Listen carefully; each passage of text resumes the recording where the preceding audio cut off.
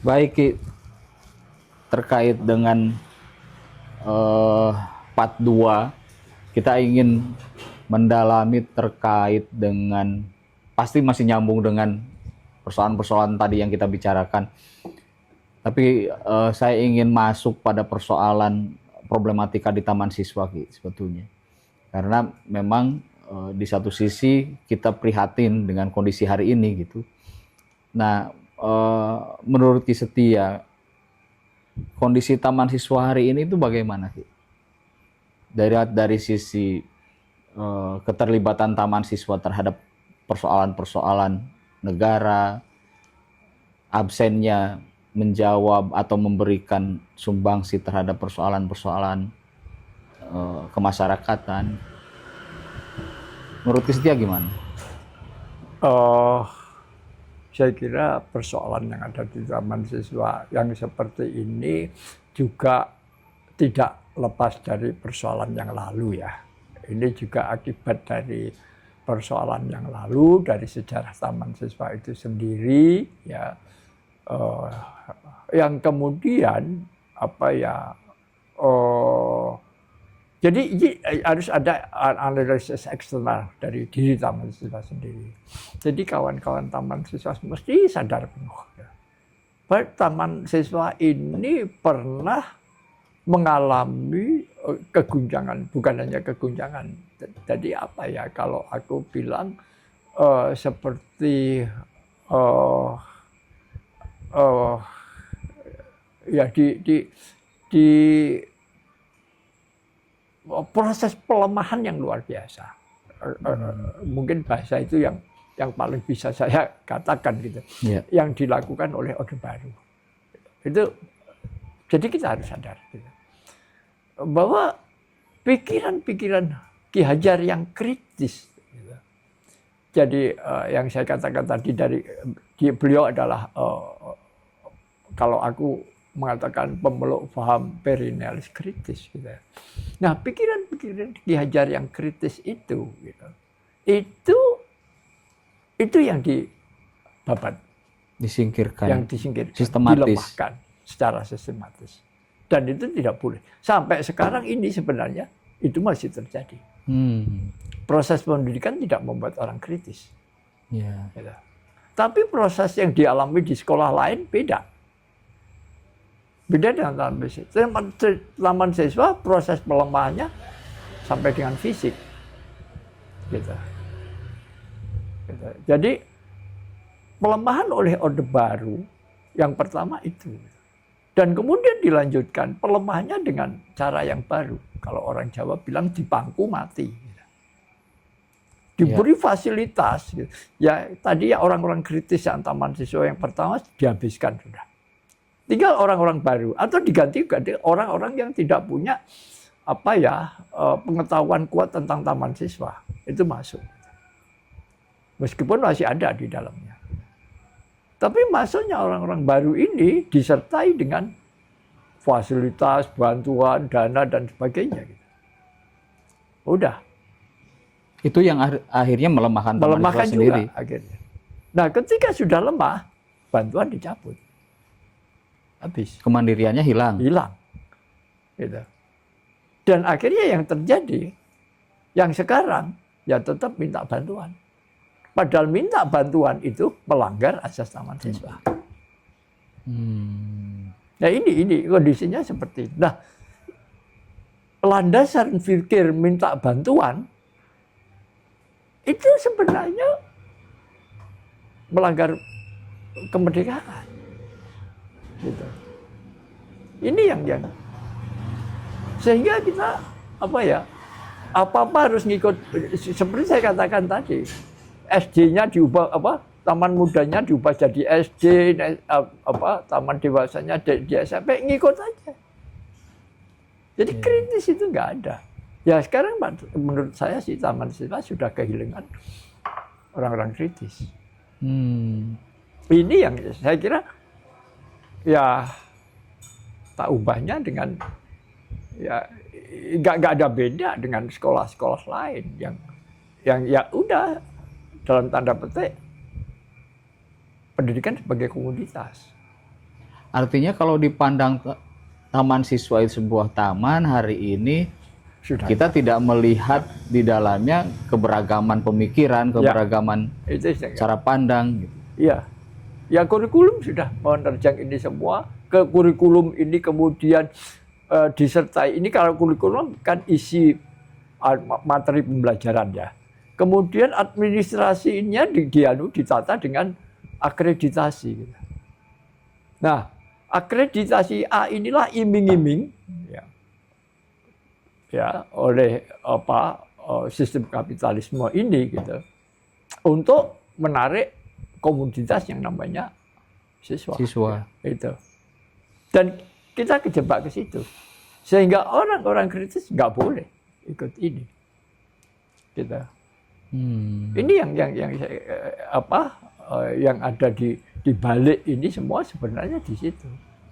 Saya katakan kalau kita tidak gitu, melepaskan dari kungkungan itu, ya diskusi tentang taman siswa berhenti aja lah, selesai aja gitu. Iya, betul Ki. Artinya gini, kalau saya misalnya membaca sejarah taman siswa itu dengan latar yang panjang, juga diisi oleh orang-orang atau tokoh-tokoh yang punya kompetensi yang kuat, mumpuni gitu. Nah artinya kan ketika hari ini misalnya di taman siswa ada yang mengatakan krisis tokoh nasional katakan, atau yang bisa dijadikan panutan nasional, atau yang bisa memberikan pencerahan atau memberikan pemahaman pada persoalan-persoalan taman siswa saja misalnya. Kan kita menjadi agak miris ya dengan kondisi kemunduran, tidak hanya memundurkan orang-orang kritisnya, guru-gurunya dihilangkan gitu. Sampai hari ini juga akhirnya ternyata kita tidak melihat ada tokoh yang dari taman siswa yang punya kompetensi kuat untuk menjadi panutan gitu. Menurut Ki Setia ini akarnya tetap ke akibat masa lalu atau memang di fase-fase selanjutnya juga tidak melakukan koreksi terhadap bagaimana kaderisasi itu dilakukan? Ya, tokoh. Seseorang dikatakan tokoh itu pasti mempunyai sesuatu yang kuat. Kalau nggak kuat dia nggak bisa jadi tokoh. Ya, struggle of life-nya mesti tinggi. Ketika struggle of life-nya tinggi dan kuat, gitu, itu mesti dibangun itu dari pikiran-pikiran kritis. Jadi seperti itu.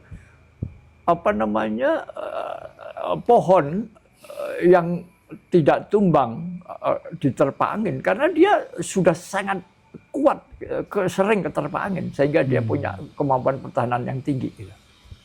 Gitu. Nah, pertanyaan saya gitu. Kita tadi sudah mendiskusikan bahwa pendidikan di depan siswa memang tidak membangun orang kritis. Gitu. Ya. Pertanyaannya bagaimana akan terbangun dengan bagaimana membangun orang kritis dengan cara yang tidak kritis? Tidak kritis. Itu. Tidak akan mungkin. Gitu. Iya, kultur misalnya kultur akademik, kebebasan akademiknya juga kalau saya membandingkan atau melihat membanding-bandingkan dengan beberapa perguruan lain gitu ya. Sepertinya ada masalah di sini. Nah, ini masalah ini memang didesain atau karena ketidaksadaran bahwa sebetulnya cara pandang taman siswa itu seharusnya ini loh. Ya, saya kira itu ada dua-duanya ya.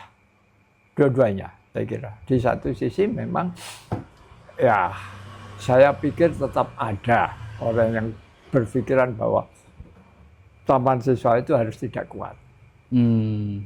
Tapi di sisi, atau ya, mungkin ada orang yang mempunyai kepentingan taman siswa untuk tidak dikuatkan sehingga bisa dimainkan gitu. Tapi di sisi lain ya memang tidak tumbuh dari dalam. Tidak organik itu Tidak tadi. organik. Ini bagaimana kita akan melahirkan manusia organik ketika semua instrumen yang ada di lem ini tidak organik. Iya. Terlalu banyak pemain naturalisasinya. Itu dia. Ya itu naturalisasi. Justru karena apa? Tokoh aslinya, intelektual organiknya habis. Nah ini yang jangan dibandingkan ya Taman Siswa dengan misalnya Muhammadiyah yang sudah begitu besar. Kan kadang-kadang kawan-kawan, wah lihat tuh Muhammadiyah, mengapa Taman Siswa nggak bisa seperti Muhammadiyah? Beda, sejarahnya juga beda. Betul. Taman Siswa nggak pernah digunduli oleh pemerintah waktu itu. Gitu. Ya. Muhammadiyah aman-aman saja. Gitu. Betul. Mengapa Taman Siswa tidak diberi bantuan begini dan sebagainya, gitu. Jangan melihat orang lain, lihatlah dirimu sendiri, gitu loh. Ya, kalau nggak diberi bantuan, mengapa nggak bisa berdiri sendiri? Taman Siswa itu dulu perguruan terbesar. Ya. Dan bukan hanya hidup sendiri loh. Hidup sendiri dengan diserang dihimpit berbagai macam himpitan. Ya. Itu makin kuat loh Taman Siswa. Nah, sekali lagi, orang-orang yang ada sekarang ketakutan nggak bisa makan, gitu loh. Ki Hajar enggak. Bahkan di Ki Hajar jelas, keberanian Ki Hajar membangun masyarakat tanpa kelas di Taman Siswa. Bahkan menghibahkan seluruh kekayaan apa yang dimiliki untuk Taman Siswa. Gitu. Beliau meletakkan, mengapa saya katakan beliau tadi perennialis kritis. Pemindahan nama Raden Maswardi Suryaningrat menjadi Ki Hajar Dewantara ini bukan persoalan aku pengen ganti nama, ganti nama dan melepaskan diri dari keningratan pro rakyat, bukan itu. Not only that ya, itu Hajar itu tahu pada level guru, Hajar itu sudah level tertinggi, sudah begawan, sudah pandita, sudah resi, itu Hajar. Kalau sudah resi, hubungannya beliau itu ada di tengah antara manusia dan Tuhan.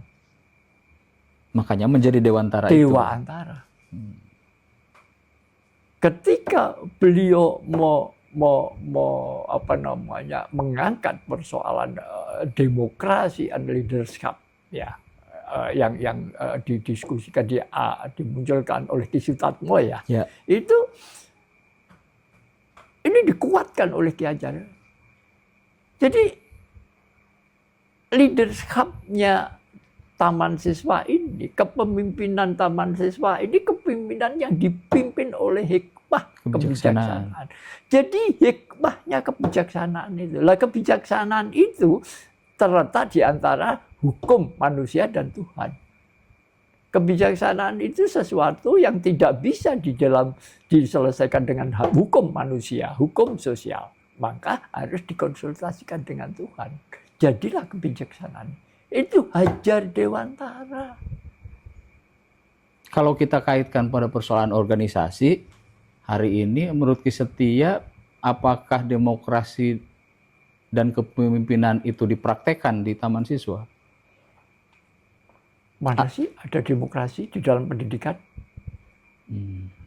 Pertanyaanku, di mana ada demokrasi? Itu. Ini yang. Terus kemudian ketika yang tidak pernah murid itu merasakan demokrasi. Kemudian ketika melihat, wah di luar demokrasi itu adalah kebebasan berbicara, jadinya udah liar banget. Karena tidak pernah mengalami di sekolah. Gitu. Kemudian di sisi luar dikatakan bahwa demokrasi itu kekuasaan tertinggi ada di tangan rakyat. Aku sekarang berkuasa, aku ngomong sama aku sendiri. Demokrasi diterjemahkan seperti itu. Media sosial yang ngomong semaunya sendiri, ini demokrasi kok. Dia tidak tahu bahwa demokrasi itu adalah kemerdekaan. Demokrasi itu kebebasan yang dibatasi untuk tidak membuat kisruh. Dibatasi kemerdekaan orang lain juga. Iya. Itulah kebijaksanaan. Taman Siswa jauh. Bahkan saya lihat Taman Siswa, bahasa saya ada di dalam ketakutan sekarang. Sudah meninggalkan berarti? Oh ya jauh. Saya pikir ya sekarang, ya bagaimana orang sekarang gini, mestinya kalau orang itu merdeka, mestinya kan nggak perlu takut. Taman Siswa karena sekarang ketakutan nggak dapat murid, gitu. Sehingga ya perlulah dikasih aksesoris supaya orang mau beli yang namanya Taman Siswa ini. Sekarang real aja. Pengelolaan Taman Siswa ketika dilihat gitu, indikator keberhasilan pendidikan di Taman Siswa itu apa? Coba. Ya. Ini coba. Ya itulah Ki, artinya kita juga tidak melihat ada upaya koreksi ya Ki terhadap problematika yang ada di Taman Siswa, termasuk pada persoalan organisasi ya. Baru-baru ini kan ada satu buku ya hasil dari tesis gitu kan, mengatakan bahwa organisasi Taman Siswa itu sudah kolot, tidak mengikuti ritme zaman gitu. Padahal dulu Taman Siswa itu didesain awal untuk menjawab tantangan zamannya. Gitu. Ya. Artinya Taman Siswa kan butuh menyesuaikan diri gitu seharusnya terhadap kebutuhan tantangan-tantangan zaman yang hari ini. Nah, beberapa kajian itu mengatakan kalau ritme, model, tata kelola organisasinya seperti ini terus, ya ini nggak bakalan bisa bergerak selayaknya organisasi yang modern gitu. Organisasi modern dalam artian organisasi yang bisa dinamis terhadap zamannya itu. Gimana menurut Ki? Ya, jadi begini. Karena apa? Karena mengapa organisasinya tidak seperti yang kita harapkan itu, tidak dinamis. Ya karena Taman Siswa tidak mempunyai ruh. Ruh Taman Siswa ini sudah tidak ada di dalam. Kalau ruh Taman Siswa itu ada di situ, Taman Siswanya SBII kok. Bukankah bentuk isi dan irama itu manajemen? Betul. Nah sifatnya ini loh yang tidak dimiliki. Sehingga bentuk isi dan iramanya yang ikut. Punya orang tidak lain. Punya karakter sendiri. Bukan karakternya. Jadi selama ini Taman Siswa memakai baju orang lain kan? Bukan baju. Bajunya justru Taman Siswa. Bajunya Taman Tapi Siswa. Kepalanya yang orang lain. Yang bukan Taman Siswa. Dia ketakutan. Pakai kepalanya sendiri. Oh. Itu. Gitu loh. Dan selalu kejebak pada persoalan tadi. Manajemen, pada persoalan metodologi. Gitu. Karena sifatnya itu sendiri, kita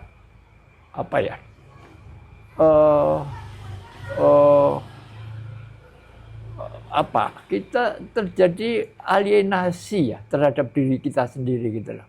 Kita pangling, asing gitu ya. Asing ya, pangling asing gitu. Gitu. Atau bahkan mungkin takut. Gini Ki, Taman Siswa itu kan punya 2 organ otonom, PKBTS, Wanita Taman Siswa. Kalau dulu kan ada Pemuda Taman Siswa yang sekarang sudah tidak, justru nggak tahu kabarnya gitu, dan memang di piagam peraturan besar kan sudah tidak ada lagi. Artinya kalau kita membandingkan dengan organisasi lain misalnya, kan topangannya semakin banyak penopang, akarnya itu kan akan semakin kokoh, menguatkan batang dan daun, akhirnya bisa berbunga dan berbuah itu kan.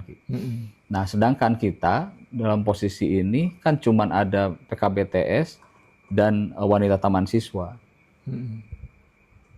Menurut pandangan Ki Setia, ini gimana nih baiknya? Ya, aku begini menarik. Ya karena saya katakan sendiri, karena taman siswa dalam ketakutan. Tidak mau keluar dari pikiran, jadi terjebak ya, dia ada di dalam proses ketakutan, dan ketika orang itu ketakutan, itu pasti dia akan menakut-nakuti juga gitu. Organ otonomnya supaya menjadi mau berpikir bersama untuk mendukung ketakutannya itu. Sudah kecil makin mengecilkan diri sendiri gitu ya? Iya, artinya sekarang gini aja lah. Kalau saya dalam keadaan ketakutan gitu. Dan bagaimana sebenarnya ketika aku punya anak dan anak saya ingin menguak ketakutan saya. Jadi akan menghilangkan ketakutan saya dengan menguak ketakutan.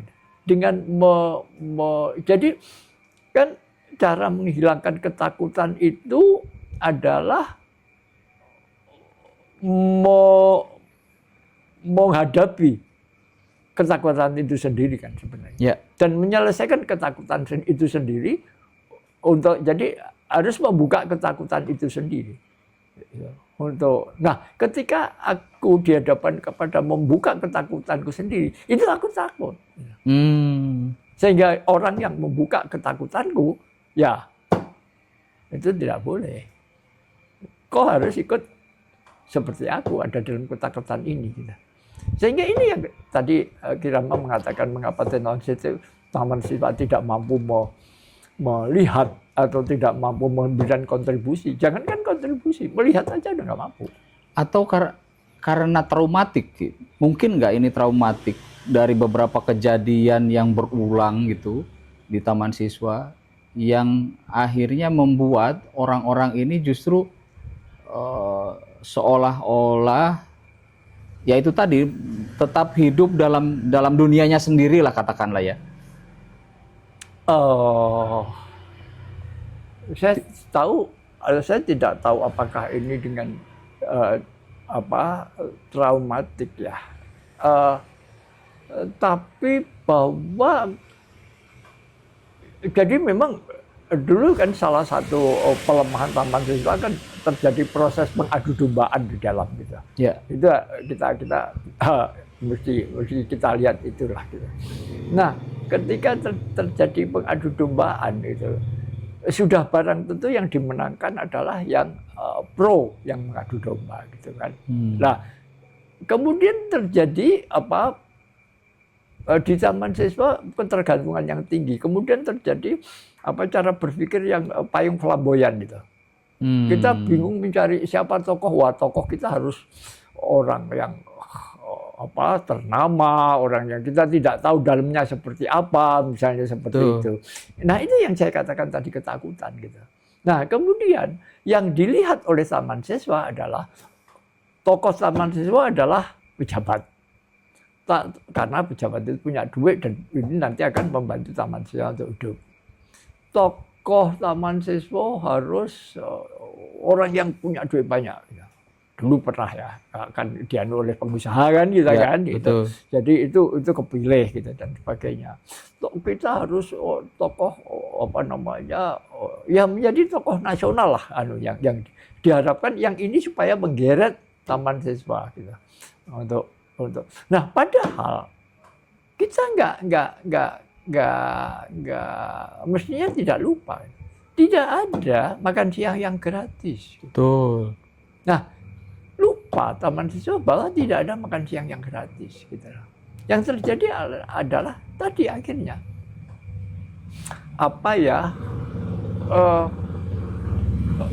larinya kembali lagi. Jadi taman siswa menjadi bagaimana untuk cari hidup di taman siswa. Mempertahankan status quo itu. Status quo untuk itu pertahanan hidup. Itu pertahanan hidup. Jadi mencari kehidupan dengan cara itu. Gitu. Status quo selalu dipertahankan. Itu akhirnya seperti itu. Karena kan takutan tadi. Dan itu makin dibuka. makin marah. Ya, gini Ki, ini fakta ya. Kita melihat saja sebetulnya katakanlah 15 tahun terakhir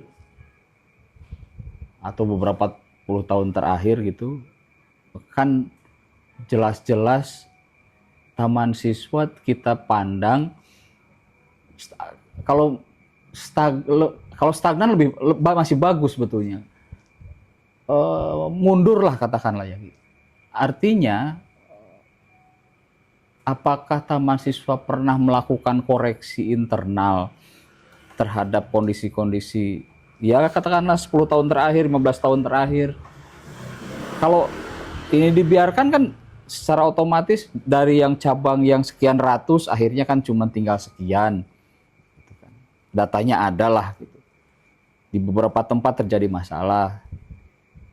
Nah, kalau kita melihatnya dari sudut pandang jumlah cabang, sejumlah sekolah, kita jelas itu bisa dievaluasi kan, Ki.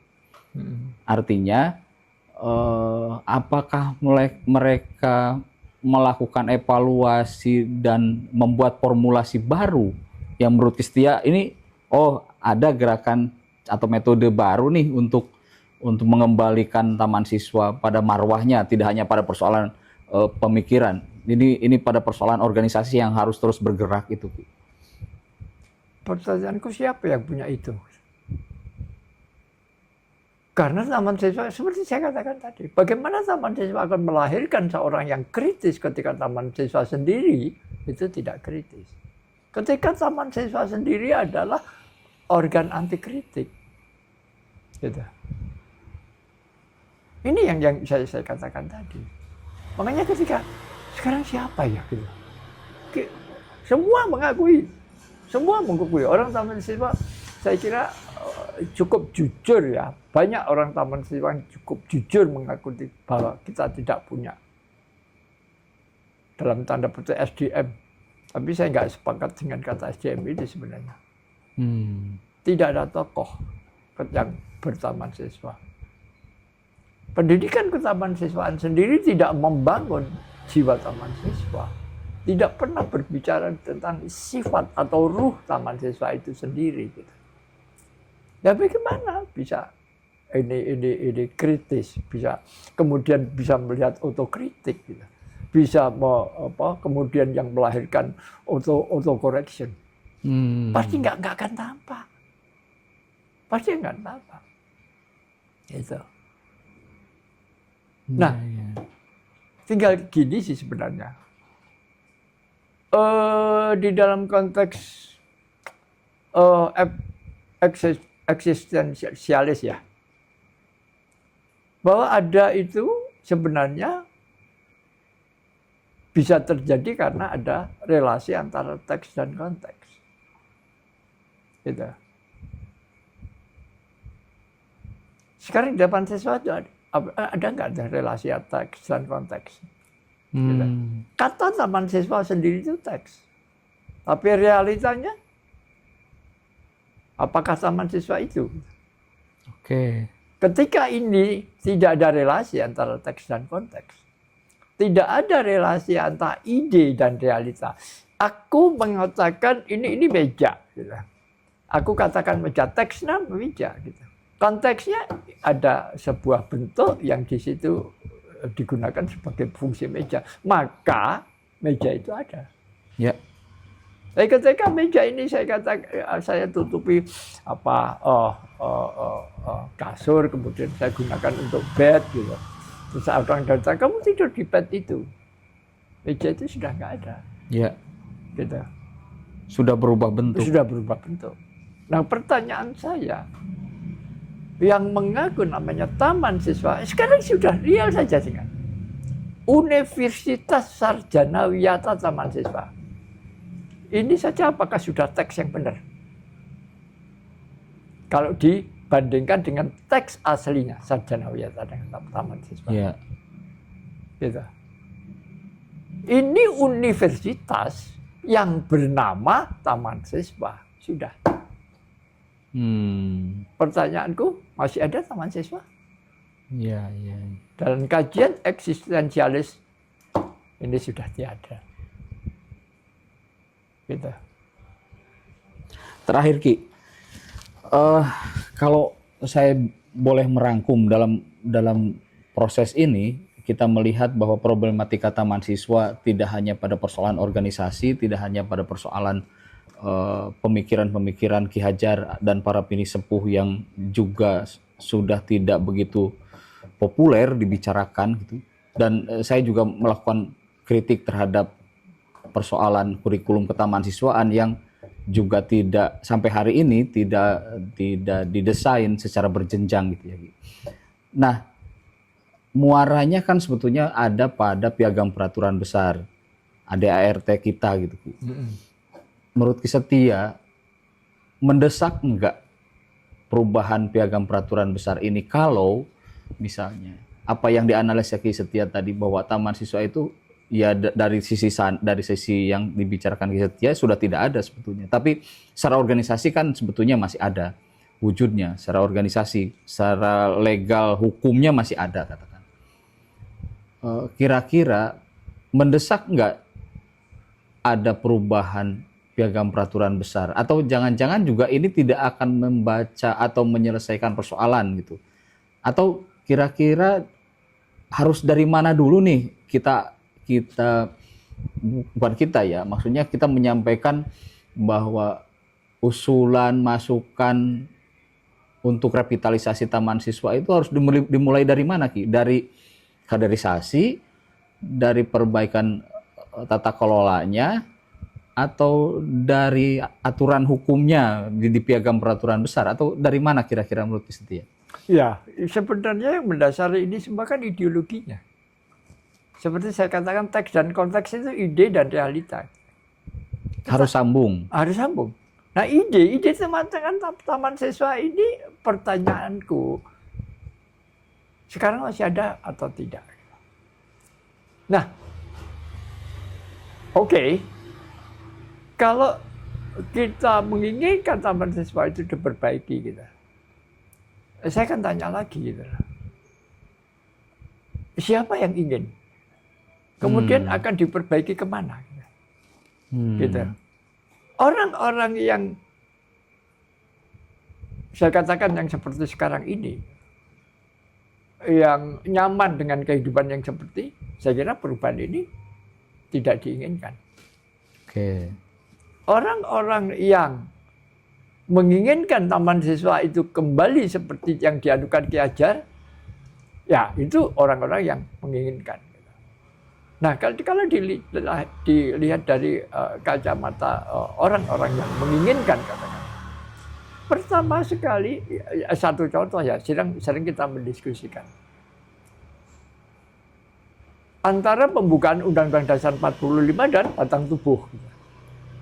Ketika batang tubuh itu tidak dijiwai oleh pembukaan Undang-Undang Dasar 45 yang tidak boleh diubah oleh siapapun, ya itu seperti peraturan biasa yang tidak ada ruhnya. Ketika piagam peraturan besar taman siswa ini tidak didasari, disifati, gitu, dijiwai oleh Asas Taman Siswa 922. Ya, ya kayak rumah keong kosong, gitu. Nah, sekarang yang jadi persoalan, siapa yang akan melakukan ini? Akan melakukan, dan perubahan ini piagam peraturan besar ini ketika akan diubah gitu. Terus kemudian akan diapakan ini? Gitu. Siapa yang akan mempertahankan peraturan ini? Gitu. Dan untuk apa peraturan ini? Gitu. Untuk menjawab persoalan apa? Gitu. Artinya harus ada kesadaran bersama, dan kalau menunggu kesadaran bersama kan satu hal yang mustahil Ki, kalau di taman siswa. Ya itu. Makanya saya katakan, ketika teks dan konteks itu tidak nyambung, ya mengapa kita nggak membuat teks dan konteks lain?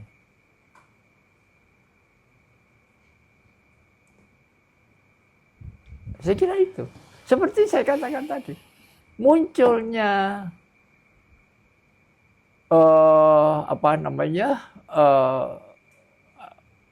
Praxis High School, sekolah alam ya, salam ya, itu ya karena sudah nggak katakan udahlah biar saja yang jalan-jalan. Sekarang maraknya homeschooling. Bukankah ini kalau pemerintah sadar gitu. Perlawanan. Dan harusnya malu pemerintah melihat ini. Aku sudah tidak dipercaya lagi. Nah,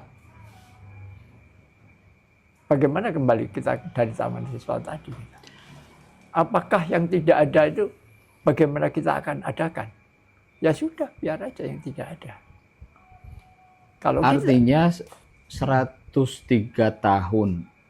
Karena ini arsip, kita akan simpan di digital. Saya ingin tahu ramalan Ki Setia. Kalau taman siswa sampai di 103 tahun, kira-kira sampai tahun berapa taman siswa ini masih ada secara organisasi, dan ya maksudnya walaupun itu terus menyusut, akan terus menyusut sampai akhirnya hilang dari permukaan organisasinya, ditinggalkan juga oleh orang-orangnya. Masih bisa bertahan 10 tahun lagi, 20 tahun lagi kira-kira kalau masih seperti ini menurut Ki Setia? Kalau saya begini, ada dua hal. Yang pertama bahwa lahir, dewasa, hidup, dewasa, tua, mati. Itu sudah keniscayaan. Itu keniscayaan. Jadi nggak usah kita terlalu. Nah, matinya itu dalam tanda petik juga. Saya katakan, apa sekarang taman siswa ini masih hidup seperti itu? Ya. Atau jangan-jangan bermutasi pada organisasi lain gitu ya. Bisa jadi seperti itu, Ki. Ya, kalau aku secara spirit ya. Ya bisa jadi. Diambil. Katakan misalnya Salam. Salam nggak main-main loh. Dia betul-betul kemarin ada lomba lukis anak-anak Salam. Anunya apa? Cipta Rasa Karsa loh. Dan itu tidak dilakukan oleh taman siswa sendiri. Tidak, itu dari sakti jiwa loh. Dia belak-belakan mengatakan ini dari sakti jiwa. Gitu. Ini yang saya katakan. Artinya organisasi boleh saja, secara kelembagaan boleh saja hilang, tapi spirit, pemikiran Ki Hajar kan tetap hidup dan terus bermutasi dan itu pada organisasi-organisasi lain. Jawaban-jawaban ini sebenarnya membentur. Ini kan bentuknya PKBM, nggak mau ikut pendidikan formal. Praxis nggak mau pendidikan formal. Sekolah-sekolah homeschooling tidak mau. Gitu. Ini kalau Belanda ini kena ordinansi sekolah liar ini. Ya. Itu loh. Nah, ini yang artinya bagaimana caranya orang-orang yang masih memiliki kesadaran dan masih punya keinginan mengatakan taman siswa itu ada, harus melakukan